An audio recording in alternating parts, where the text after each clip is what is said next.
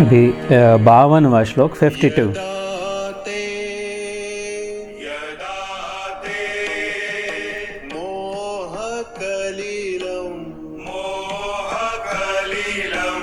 बुद्धिः व्यतितरिष्यति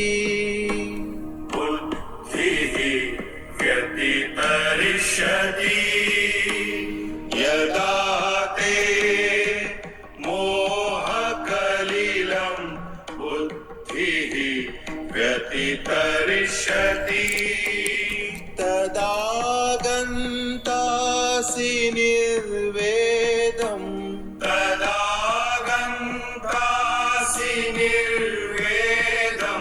श्रोतव्यस्य श्रुतस्य च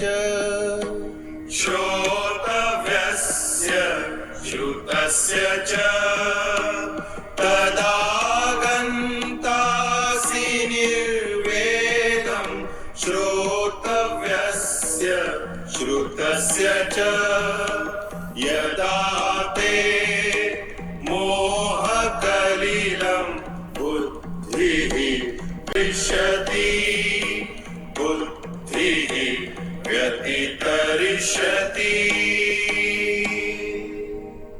कितना अच्छा गाते हैं ना ये, अच्छा लगता है ना, मन को भाता है। जैसे हिंदी में, जिस काल में तेरी बुद्धि मोह रूप दलदल को भली भांति पार कर जाएगी, उस समय तो सुने हुए और सुनने में आने वाले इस लोक और परलोक संबंधी सभी भोगों से वैराग्य को प्राप्त हो जाएगा।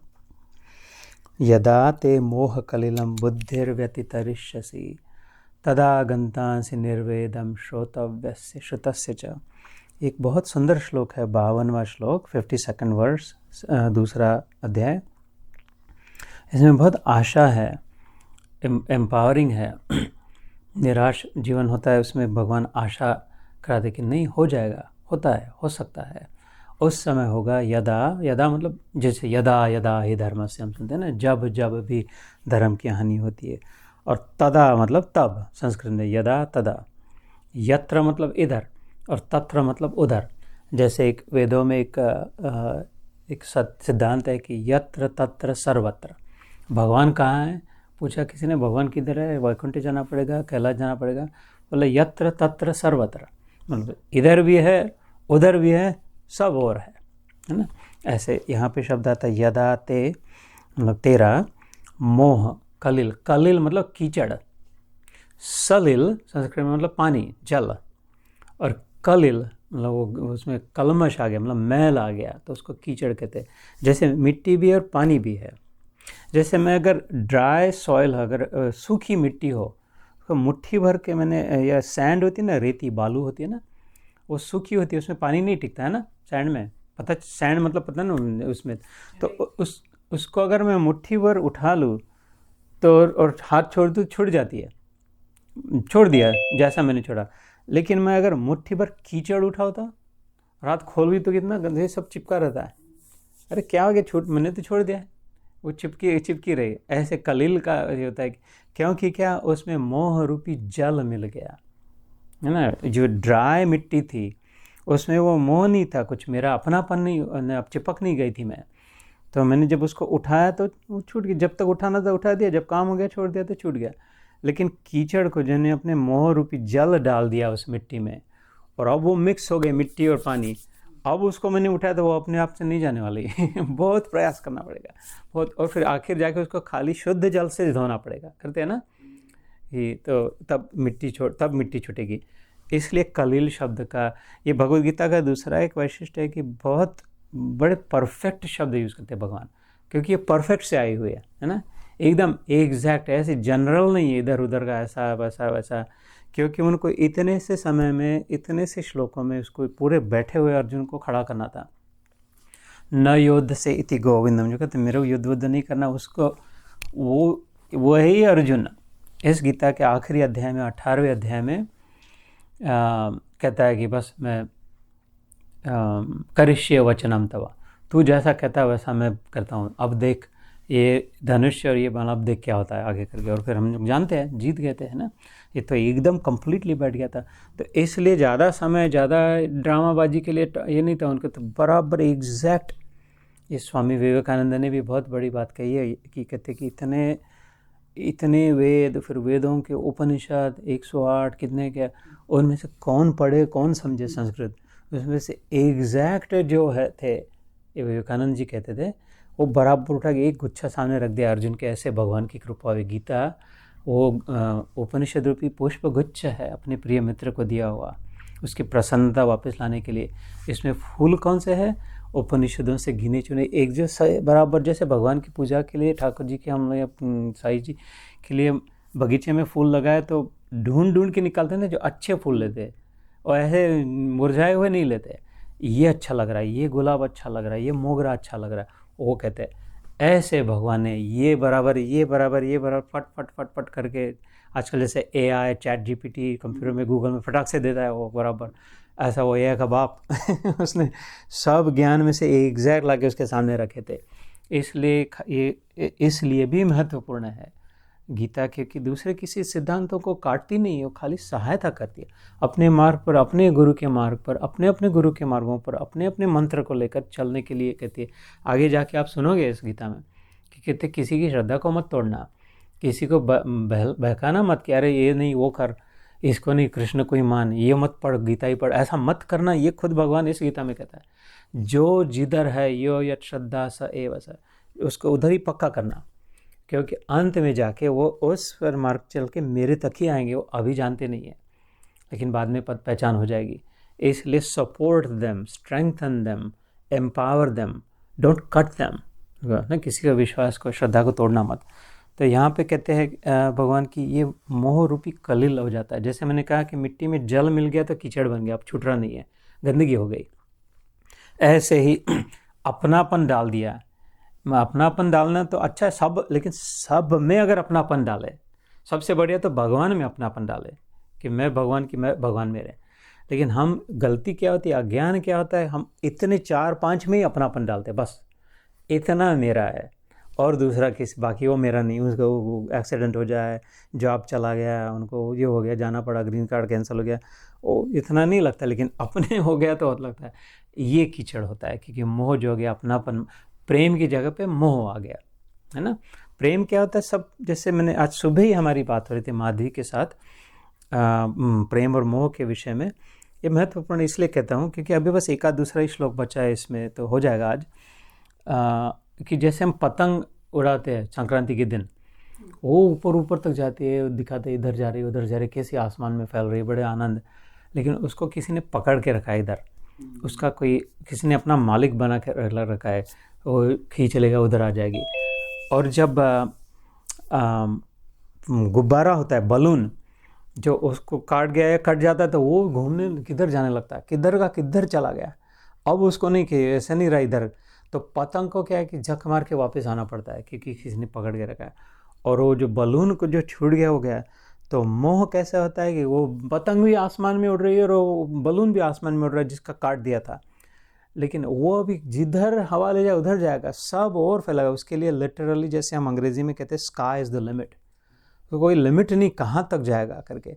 लेकिन ये पतंग को लिमिट है, क्योंकि जिसका है उसने वो फिर से खींच लेगा, उसको झक मार के वापस आना पड़ेगा, उसी घर में जाके क्लाजेट में बंद होना पड़ेगा।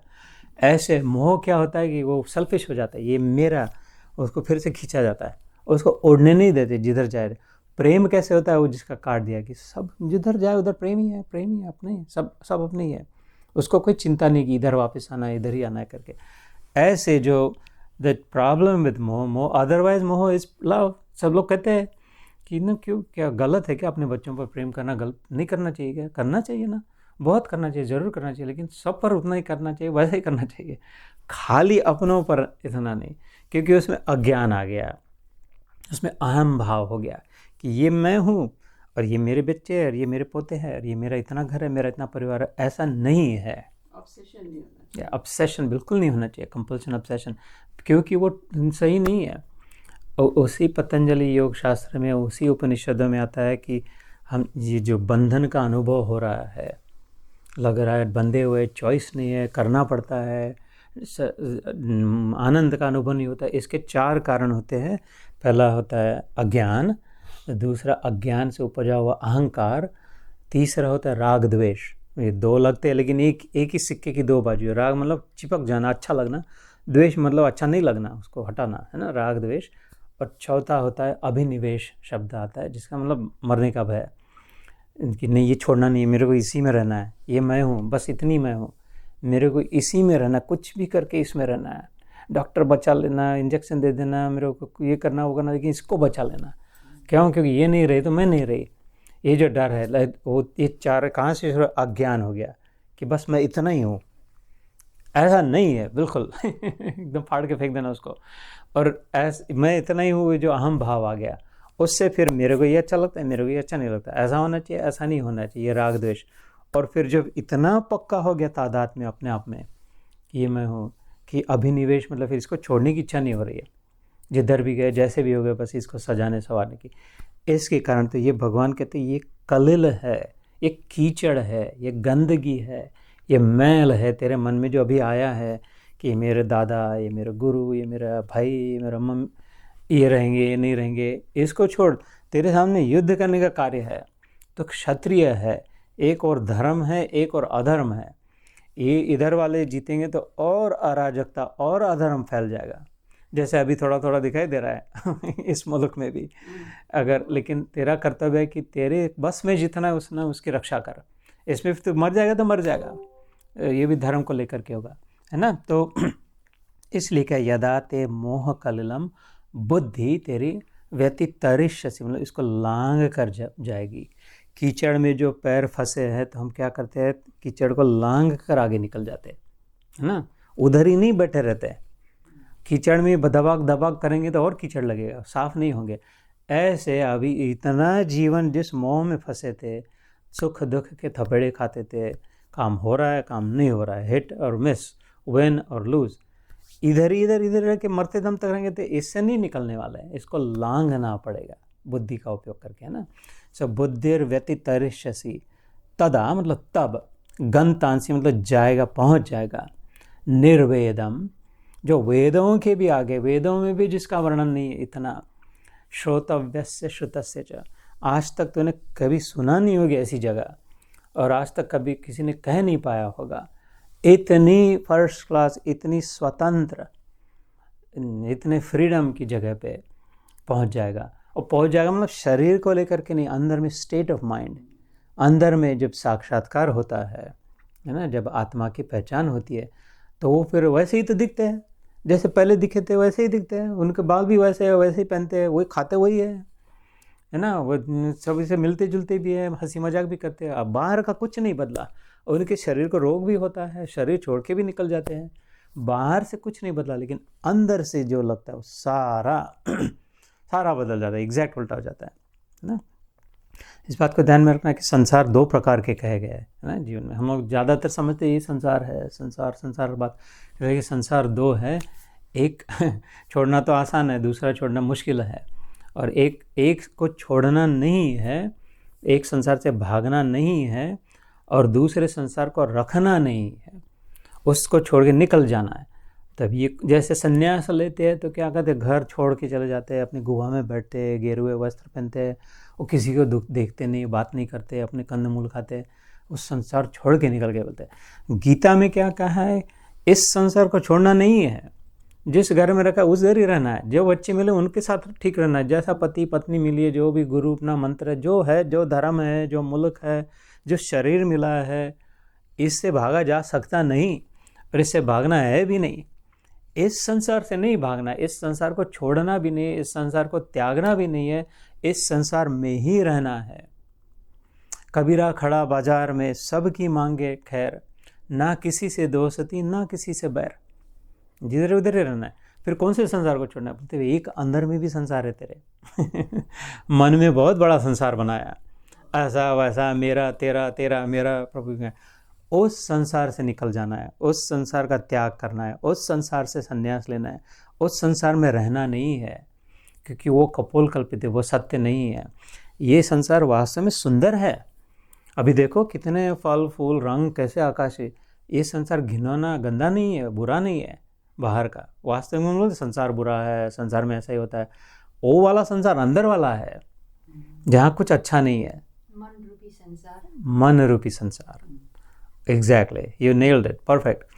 तो उसको छोड़ना है ना। तो ये जो मोह कलील जो मन रूपी जल में वो जो कीचड़ बन गया, तो ये बात अभी अगर आज के सत्र से इतनी ध्यान में रही कि दो संसार को लेकर के मैं चल रही, आज तक पता नहीं था और सारा राग लोग बाहर वाले अरे हट बेकार है, चलो हटो, ऐसा नहीं, हम ये नहीं खाते, हम वो नहीं खाते, तुम नॉनवेज खाते, तुम दारू पीते हो, बेकार लोग है, मुसलमान हो, ऐसा नहीं है, बिल्कुल नहीं है। जो सब नॉनवेज खाते हैं, दारू पीते हैं, मुसलमान है, वो सब भी, उनमें भी फरिश्ते हैं, हमसे ज़्यादा अच्छे हो सकते हैं। और हम तो गुरु वाले हैं, हम तो इतना मंत्र, हम में भी बुरे में बुरे मिल सकते हैं, है ना। तो ऐसा कुछ नहीं, अंदर वाला संसार को छोड़ना है। ये एक इतनी भी हो गई तो फिर भगवान कहते कि उस जगह भी तो पहुंच जाएगा जिसका कोई वर्णन नहीं हो सकता, है ना। तो आई थिंक आज के आखिरी 1-2 श्लोक है, उसको कहते हैं